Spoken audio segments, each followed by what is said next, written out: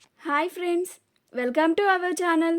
Brahmamudi serial next ఎపిసోడ్లో ఏం జరగబోతోందో ఈ వీడియోలో చూసి తెలుసుకుందాం. కావ్యని నో అబ్జెక్షన్ పేపర్స్ మీద సైన్ చేయమన్న అపర్ణ అసలేం జరిగింది అని తెలుసుకోవడానికి ఈ వీడియోని స్కిప్ చేయకుండా ఎండ్ వరకు చూసేయండి. రాహుల్, రుద్రాణిలు ఇద్దరూ బయట స్విమ్మింగ్ పూల్ దగ్గర కూర్చొని మాట్లాడుకుంటూ ఉంటారు. అప్పుడు రుద్రాణి తన ప్లాన్స్ అన్నిటి గురించి తన కొడుకు రాహుల్తో చెప్తూ ఉంటుంది. అప్పుడు రాహుల్ రుద్రాణిని కొంచెం వెటకారంగా మాట్లాడుతూ ఉంటాడు. అప్పుడు రుద్రాణి, నువ్వు వెటకారంగా అన్నా అదే నిజం అని అంటుంది. నేను ఇప్పుడు నా మరో ప్లాన్ని అమలు చేయబోతున్నాను అని అంటుంది. అప్పుడు రాహుల్, మరో ప్లానా? ఏంటది మమ్మీ అని అంటాడు. అప్పుడు రుద్రాణి, అది నేను ఇప్పుడు వెళ్ళి మా వదిన అపర్ణ దగ్గరికి వెళ్ళి బాగా రెచ్చగొడతాను. అప్పుడు మా అపర్ణ వదినే ఆ మాయనిచ్చి కావ్యకి త్వరగా పెళ్లి చేసేలా చేస్తాను. అలాగే కావ్య ఉండగానే కావ్య రాజ్కి విడాకులు ఇవ్వనంటుంది కాబట్టి కావ్య ఉండగానే ఆ మాయని రాజ్కి ఇచ్చి పెళ్లి చేసేలాగా మాట్లాడతాను. అప్పుడు మా అపర్ణ వదిన నా మాటలకి రెచ్చిపోయి కావ్యని ఎదిరించి కూడా రాజ్కి మాయలకి పెళ్లి చేస్తుంది. అప్పుడు నేను అనుకున్న ప్లాన్ సక్సెస్ అవుతుంది అని అంటుంది. అప్పుడు రాహుల్, నిజంగానే ఇది జరుగుతుందంటావా మమ్మీ అని అంటాడు. అప్పుడు రుద్రాణి, నీకు మీ మమ్మీ మీద నమ్మకం లేదా అని అంటుంది. అప్పుడు రాహుల్, ఉంది మమ్మీ, కానీ ఎక్కడో నాకు తేడా కొడుతుంది. కొంచెం అటు ఇటు అయినా కానీ మన ఇద్దరం చాలా తేడా పడిపోతాం అని అంటాడు. అప్పుడు రుద్రాణి, నేను చూసుకుంటాను కదా అని అక్కడి నుంచి వెళ్ళిపోతుంది. రుద్రాణి అపర్ణ ఒక్కతే ఆలోచిస్తూ ఉండడం చూసి అపర్ణ దగ్గరికి వెళ్ళి, ఏంటి వదిన ఇలా ఎంతకాలమని ఆలోచిస్తూ నువ్వు నీలోనే బాధపడిపోతూ ఉంటావు అని అంటుంది. అప్పుడు అపర్ణ, ఇప్పుడేం పని ఉందని నా దగ్గరికి వచ్చావు నువ్వు అని అంటుంది. ఏ దురుద్దేశంతో నా దగ్గరికి వచ్చావు అని అంటుంది. అప్పుడు రుద్రాణి, నేను మారిపోయాను వదిన, దురుద్దేశంతో రాలేదు, సదుద్దేశంతోనే నిన్ను ఓదార్చడానికి వచ్చాను వదిన అని అంటుంది. అప్పుడు అపర్ణ, నాకు ఎవరి ఓదార్పు అవసరం లేదు అని కోపంగా అంటుంది. అప్పుడు రుద్రాణి, అలా అనుకో వదిన, నువ్వు ఇలా బాధపడుతూ ఉంటే నేను నిన్ను ఇలా చూడలేకపోతున్నాను, నా కడుపు తరుక్కుపోతోంది అని అంటుంది. అప్పుడు అపర్ణ, నువ్వు నా మీద అంత జాలి పడిన అవసరం లేదు, నా మీద ఎవరన్నా జాలి పడితే నాకు అస్సలు నచ్చదు అని అంటుంది. అప్పుడు అపర్ణ, నువ్వు ఇంకా ఇక్కడ నుంచి వెళ్ళిపోవచ్చు అని అంటుంది. అప్పుడు రుద్రాణి, ఎందుకు వదిన అలా మాట్లాడతావు? ఎంతైనా మా అమ్మ తర్వాత నువ్వే కదా నాకు అమ్మవి అని అంటుంది. అప్పుడు అపర్ణ, నువ్వు ఇలా బాధపడుతూ ఉంటే నేను చూడలేకపోతున్నాను వదిన, నా మనసు తరుక్కుపోతోంది అని అంటుంది. అప్పుడు అపర్ణ, రుద్రాణి, నేను నీకు ఇందాకే చెప్పాను, మళ్ళీ చెప్పనవసరం లేదు అనుకుంటున్నాను అని అంటుంది.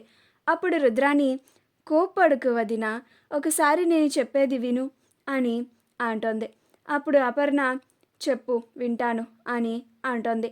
అప్పుడు రుద్రాణి, నువ్వు ఇలా బాధపడకుండా ఉండేలాగా ఉండటానికి నేను నీకు ఒక సలహా చెప్తాను అని అంటుంది. అప్పుడు అపర్ణ, అది ఖచ్చితంగా మంచి సలహా అయితే అయి ఉండదు అని అంటుంది. అప్పుడు రుద్రాణి, అబ్బా వదిన, నువ్వు ముందు అసలు వింటేనే కదా నీకు అర్థమవుతుంది అని అంటుంది. అప్పుడు అపర్ణ, సరే ఏంటో ఆ సలహా చెప్పు అని అంటుంది. అప్పుడు రుద్రాణి, నువ్వు ఆ కావ్యని ఎదిరించి ఆ మాయకి అరుణ్ నీ కొడుకు రాజ్కి పెళ్లి జరిపించు అని అంటోంది. అప్పుడు అపర్ణ, అది కుదరడం లేదు కదా రుద్రాని. అత్తయ్య గారు అడ్డుపడుతున్నారు కదా, ఎలా ఇప్పుడు అని అంటుంది.